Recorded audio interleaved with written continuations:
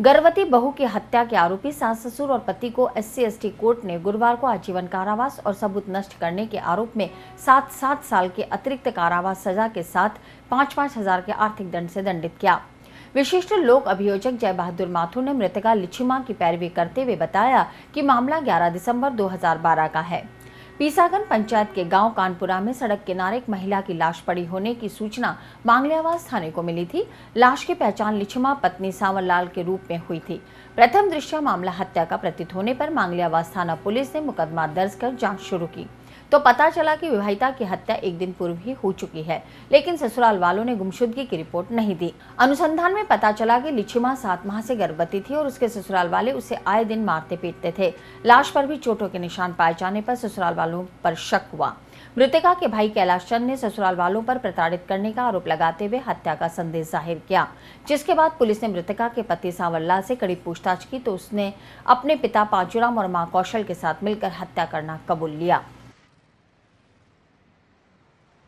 SC/ST court के विशेष न्यायाधीश अजमेर राजेंद्र कुमार शर्मा ने गर्भवती पुत्रवधू की हत्या कर देने के आरोपी पीसांगन कहरमोला निवासी पति सांवरलाल, ससुर पांचा व सास श्रीमती कौशल तीनों को हत्या का दोषी करार देते हुए उन्हें आजीवन कारावास की धारा 302 के तहत आजीवन कारावास की सजा सुनाई तथा चूँकि अभियुक्त पर यह आरोप था कि उन्होंने रात्रि को लाश घर के दूर जाके 100 फीट दूर जाके फेंक दी थी और 11 तारीख को लाश मिली थी, तो सबूत छुपाने के आरोप में धारा 201 के अपराध में दोषी पाते हुए 7 वर्ष का कठोर कारावास और 5,000 रुपये जुर्माना, अदम अदायगी जुर्माना, 2 वर्ष का अतिरिक्त कारावास सजा सुनाई। अभियोजन पक्ष की कहानी ये थी कि अभियुक्ता लिच्छिमा मृतका लिच्छिमा की शादी अभियुक्त सांवरलाल से 8-9 साल पहले हुई थी और शादी के बाद से ससुराल वाले उसको बहुत मारपीट करते थे, आए दिन तंग करते थे उसके साथ, और वो 3 साल अपने पीर में भी रही। फिर राजीनामा चला, राजीनामा फिर आके ससुराल में आई रही। उसके एक बेटा भी था 6-7 साल का, वह गर्भवती 6-7 महीने गर्भवती थी। अदालत में ये निर्णय में न्यायालय ने पाया कि अभियुक्तगण ने उसकी गला दबाकर हत्या कायद की। उसके गर्भ में 6-7 माह का शिशु था, उसकी भी हत्या हो गई।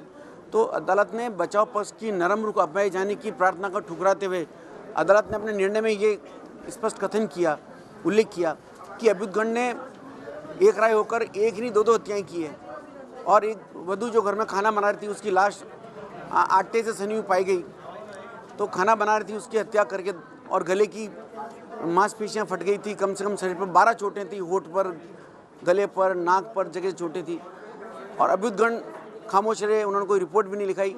ये तो दूसरे दिन 11 तारीख को उसके भाई ने, कैलाश ने पीसांगन थाने में हत्या आरोप की रिपोर्ट लिखाई।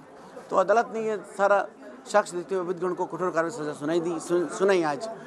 JB माथुर, विशेष लोक अभियोजक SC/ST कोर्ट अजमेर। मजिस्ट्रेट कौन है और कितने आरोपी हैं और उनको? हाँ, विशेष न्यायाधीश RK शर्मा साहब ने अभियुक्तगण कहरमोला पीसांगन निवासी पति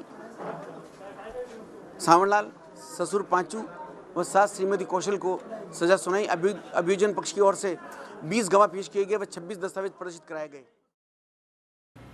बचाव पक्ष की सजा में नरमी की गुहार को ठुकराते हुए मजिस्ट्रेट राजेंद्र कुमार शर्मा ने कहा कि हत्या केवल मृतका लिच्छिमा की ही नहीं हुई बल्कि उसके गर्भस्थ शिशु की भी हुई है, इसलिए इन्हें कड़ी सजा दी जानी चाहिए ताकि समाज में यह संदेश जाए कि इस तरह के जघन्य अपराधियों को किसी तरह की रियायत नहीं दी जा सकती।